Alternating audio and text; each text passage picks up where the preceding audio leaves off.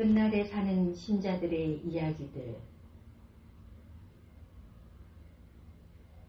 현재의 상황을 어떻게 보느냐에 따라 신자의 태도는 극단적으로 달라진다.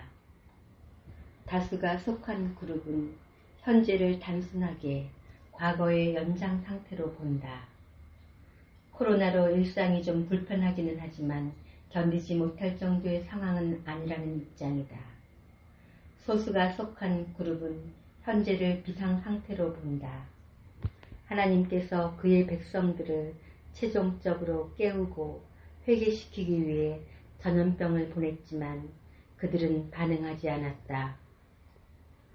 하나님께서는 이에 분노하시고 세상의 문을 닫을 때라고 생각한다. 성경적인 관점에서 하나님의 뜻은 소수가 생각하는 것이 옳다는 판정을 받는다. 모든 시대에 다수가 가는 길은 넓은 길이요, 편한 길이요, 사망의 문과 연결되어 있었다. 그리고 소수는 다수에 의해 조롱을 당한다는 사실이다. 때로 그들 모두가 혼돈 상태이기는 하지만 이미 형성된 세계관은 각자 확신에 차서 그 길을 간다. 이 경우 적반하장의 상태가 일어난다. 악인이 도리어 의인을 비방하는 왜곡의 사태가 일어난다. 하나님이 주신 가치관을 흔들어서 옳고 그름이 구분되지 않는 세상이 된다. 악을 선하다 하며 선을 악하다 하며 흑암으로 광명을 심으며 광명으로 흑암을 삼으며 쓴 것으로 단 것을 삼으며 단 것으로 쓴 것을 삼는 자들은 화 있을진저. 누가 들포도인지 제 상품인지 헷갈리게 된다. 누가 셋의 자손인지 가인의 자손인지 착잡한 심정을 감출 수 없다. 왜곡은 어디서 시작되는가? 절대적인 것을 인정하지 않는 것에서 시작된다. 포스트 모더니즘은 우리에게 새로운 가능성을 많이 제시하여 준다. 그중 어떤 것은 긍정적이고 고무적이지만 다양성이 신념이 되어 있는 시대에 위험이 있다. 오히려 큰 기만은 눈치채기 힘든 법이다. 계시록은 마지막 장에서 끝날의 이야기를 들려준다. 불의를 행하는 사람은 그대로 불의를 행한다. 의로운 사람은 그대로 의를 행한다. 불의한 사람이 변하여 의롭게 되기 어렵고 의로운 사람이 변하여 불의한 상태로 떨어지기 힘들다. 중간 상태는 존재하지 않기 때문에 분명한 분리가 생긴다. 그런데 7번째 마지막 시대의 교회에서 이런 일이 일어난다. 절대적인 것을 인정하고 추구하기보다 중간 상태를 선호한다. 그들은 풍요로움에 안주한 채 그 이상을 추구하려 들지 않았는데 그것은 견고한 요새로 자리 잡았다. 괜찮다. 평안하다. 잘 나가고 있다. 살만하고 넉넉하다. 서로 격려한다. 그런데 주님께서는 그들을 향해 심각하고 중요한 진단을 내리신다. 죽은 믿음을 가진 가짜 신앙이요, 소경이요, 벌거벗은 영적 빈곤 상태의 중증이라 진단하셨다. 스스로 착각에 빠진 성도들의 출현은 마지막 시대의 광범위한 현상이다. 믿음도 고백하고 예배도 드리지만 주님은 문 밖에 서 계시다. 빛의 근원이신 주님이 밖에 계시므로 그들 안에는 빛이 없다. 시력이 너무 나빠 시야가 흐릿한 가운데 사물을 분간하지 못하는 상태에서는 영적 방향도 잃어버린다. 사망의 길을 가면서 생명의 길에 서 있다고 착각한다. 마지막 교회 라오디게아는 현대 교회의 상징이다. 그들에게는 올바른 신앙에서 볼 수 있는 세 가지가 모두 없다. 금 같은 믿음, 영적 시력, 깨끗하고 의로운 옷 중에 한 가지도 없다. 세 가지는 모두 주님에게서만 살 수 있다. 그러나 문 밖에 주님이 계신 상태에서는 이 세 가지를 가질 수 없다. 문을 두드리지만 좀처럼 열리지 않을 것이다. 종교적 신념으로 쌓은 견고한 요새는 쉽게 무너지지 않는다. 그들은 믿음이 있다고 말하는데 믿음의 주체이신 그리스도께서 없다. 그들 안에 주님께서 계시지 않다면 도대체 무엇이 있는 것일까?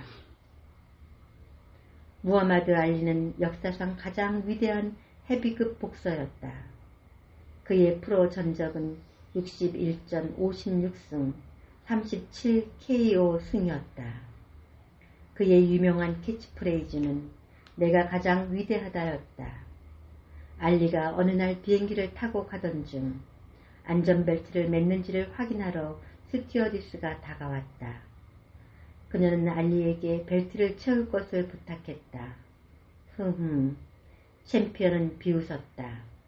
슈퍼만에게는 안전벨트 따윈 필요 없어. 스튜어디스는 미소를 지으며 말했다. 슈퍼맨은 비행기도 필요 없을걸요? 그러자 그는 바로 벨트를 맸다. 그들은 이렇게 말한다.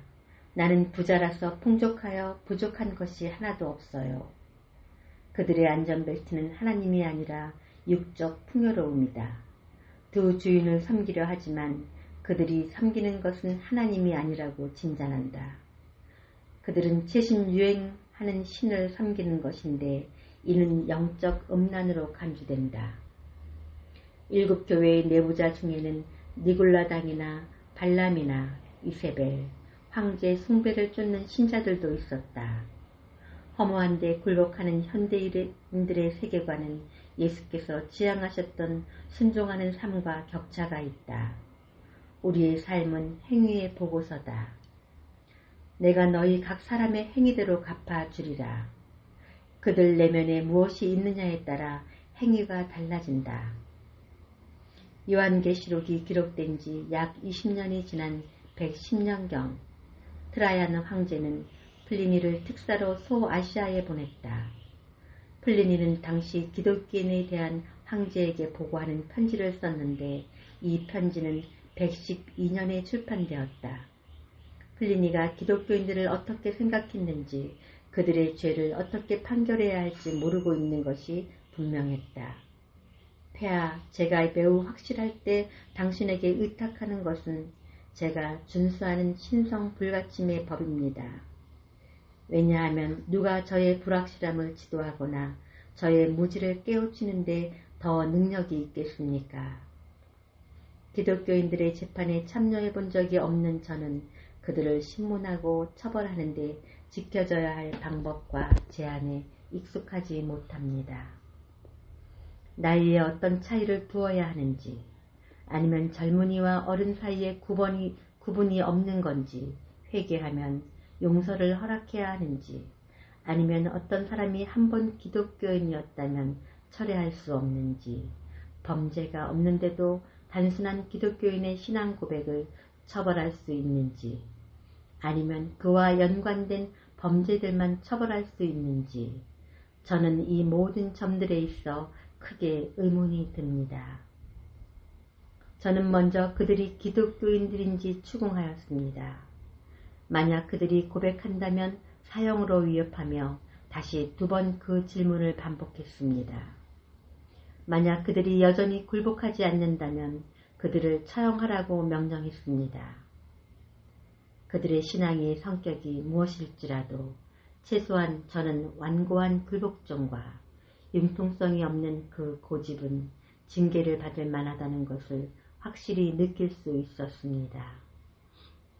고발자에 거론된 다른 자들은 처음에는 자신이 기독교인이라고 고백했지만 나중에는 그것을 부인했습니다.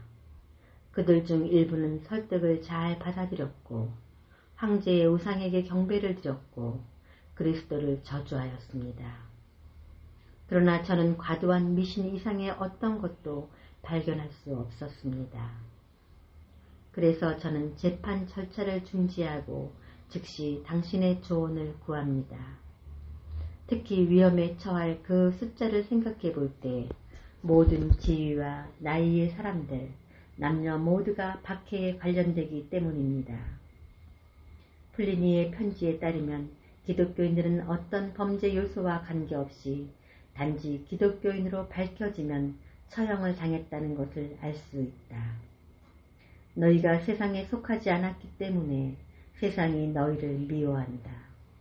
플리니도 기독교인이라는 이유만으로 처형을 하는 것이 죄인지 확신하지 않으면서 그 일을 수행했다. 우리는 성경과 계시록에서 발견할 수 있는 신앙의 가치는 세상에 대한 지속적이고 끊임없는 저항이다. 진실한 신자는 박해받고 죽임을 당한다 하더라도 타협하지 않는다. 이 경우 굴복하는 자들과 고통받는 신자들 사이에 분리가 일어날 것이다. 이는 교회의 역사에서 일관되게 보여진 것뿐 아니라 끝날에 일어나는 우리의 이야기도 예외가 아니다. 현실의 배경은 모호하고 세계관은 이상하다. 저항 정신은 실종되었고 세상에 떠내려간다. 교회는 세상의 방식에 저항함으로 하나님을 기쁘게 했습니까? 코로나로 교회가 회개하고 하나님께 돌아왔습니까? 세상은 하나님을 더 두려워하고 하나님의 백성을 존중했습니까? 그렇다고 볼 수 없습니다.